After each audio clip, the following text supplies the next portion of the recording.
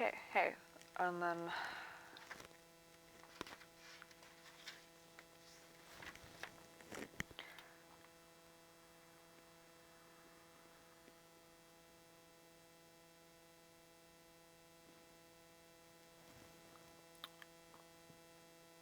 so I've been watching back a vlog from the 4th, which I haven't posted yet, and like the way that we process trauma, or seem to be able to process trauma and grief with our videos, is something will be on my mind. I will maybe just about be able to catch a thought in the journal as it's going past and then re-examine it later, and that might make me think about it more. So I'm using triggers and what's triggered and what comes up, but I'm just catching it and writing it down, and then I'll read back my notes and vlog, which is what I'm doing now, and that helps to like solidify, and it helps me like see a broader picture of what the note meant and expand on that, I guess. And then it can also help to get it out of my head. It feels like output in a way. It's like it helps to feel like I'm not, it kind of feels like therapy if I manage to express things right. I feel like a lot of sigh moments while vlogging and stuff becomes a bit clearer, and it feels less, like usually more weighted and more real, but like less exhausting. It's hard to explain, man, but it feels like a process in a way. And then usually after some time resting from having vlogged about it, sometimes straight away, it depends what it is, we watched the vlog back, and I think that I've ended up watching it several times, probably because different parts of me need to see it, but like the more we go, the more I'm able to, like, I guess we're building up communication and trying to lower amnesic walls between us as we go, and trying to share memories surrounding it, and like everything that just feels like we're fucking stitching myself back together. And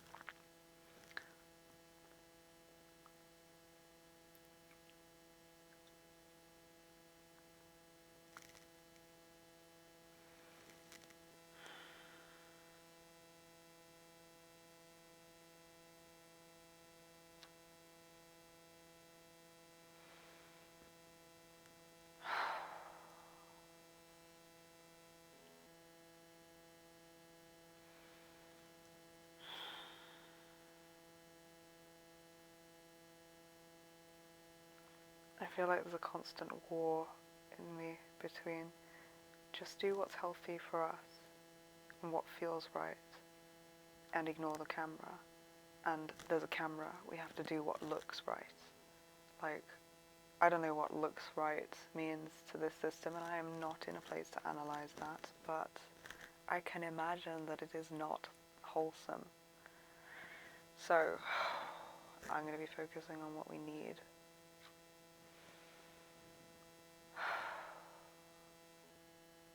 Which is sometimes to take a lot of time to recenter us together.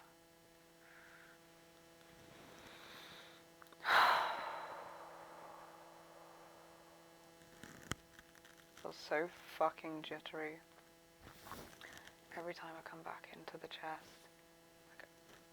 It's like being in a really fucking loud place with the bass like vibrating through me, but kind of like electricity is shooting through my fucking chest cavity.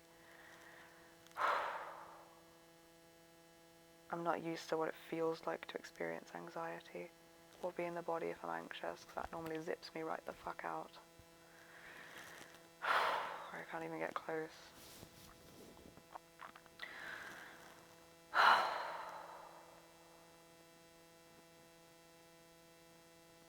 part of me got scared. I'm not sure yet of what, because we're still reconnecting. Several parts of me then away, and then a part of me became conscious that it happened. Pulled myself back down into the body, start go around now as I feel like maybe this is the host job of my subsystem, like checking for other parts of me and trying to listen to and see them and help them feel safe being present again. And then once all the parts that whatever just happened to are back, I'll suddenly remember again, I think, what it is as they join with me.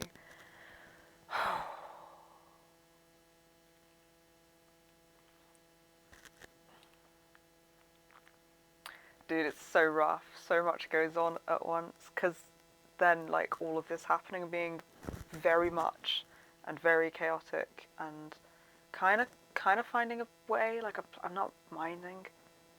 Just, like, it's a lot. And it's learning to quick time event a lot of fucking shit, which I'd rather have than not have. I'm, like, in awe of how fucking real emotions can get. Love it, don't want to change it. Also, that sort of an intensity of experience is triggering a lot of different defenses, one of which being the host parts of me in denial. So, like, gonna process really intense emotions from core moments of trauma, and in between every minute that I'm managing to process that, I'm getting hit with denial and processing that and working through the denial so I can get back to processing the emotion that's there. It's like it comes in levels, actually, in layers. Like, I process a bit of emotion, I get grounded to the body. Well, I get grounded to the body, I process a bit of emotion, it's really intense. I get either flicked off away from other parts of me so that we're not all together to make the picture, the pattern. Like, we need all the pieces to be together for it to have the full impact, and then the full impact blasts us into parts again protectively so that everything that is a trigger or is pain or is anything is fragmented and therefore felt way less and not really experienced. Or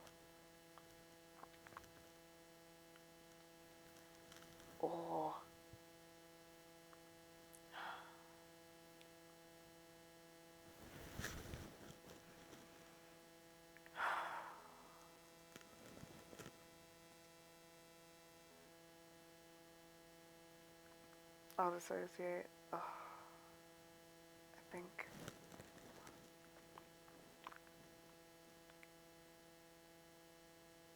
and then denial.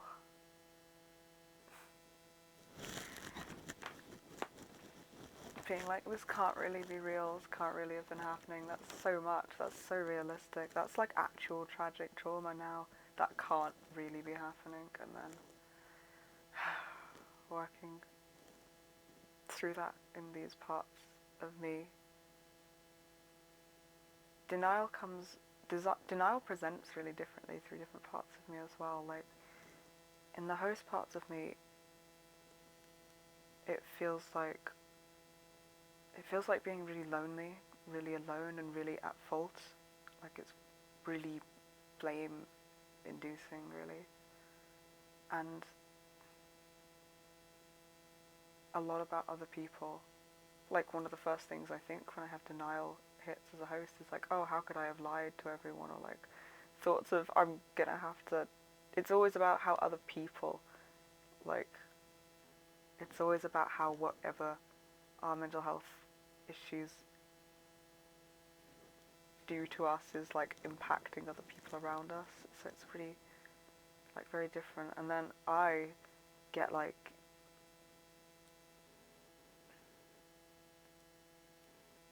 I guess I'm gonna count as a host part, and it's gonna get really difficult to, but the part of me that we've formerly gone by Nightshade TM, I get like really bad insecurities.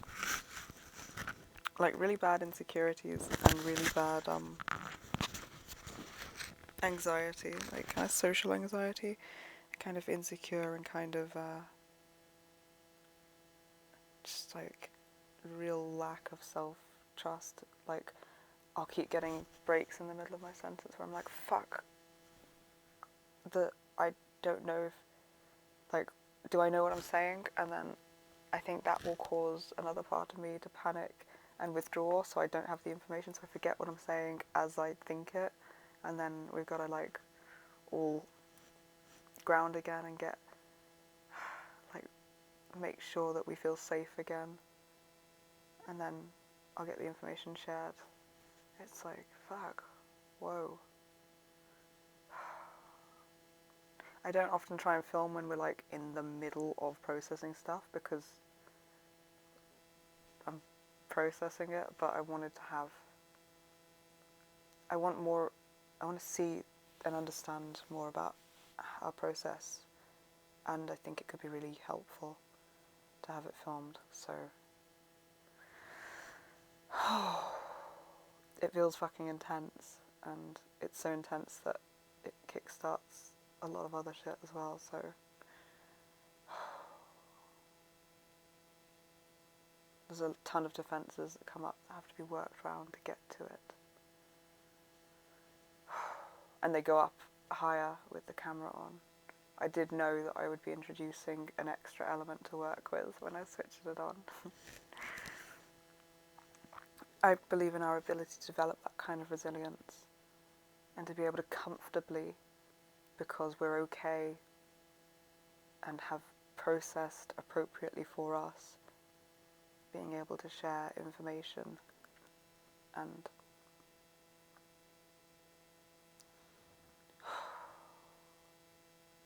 not mask symptoms and not worry about that.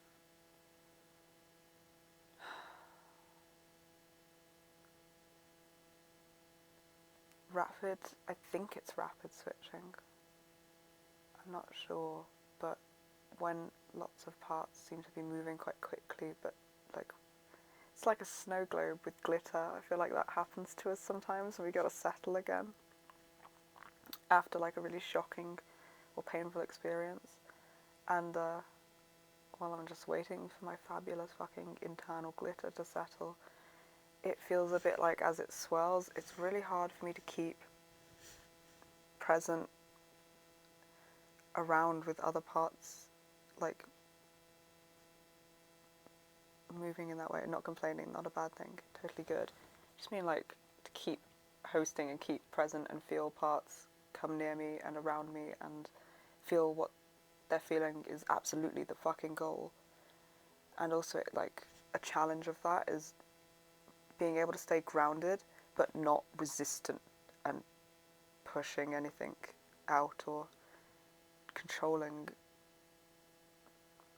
just like calmly standing my ground at the front and feeling a lot of stuff without blocking any of it out and just kind of responding with acceptance and compassion.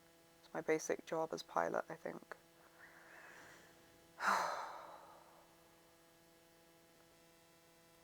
I trust us.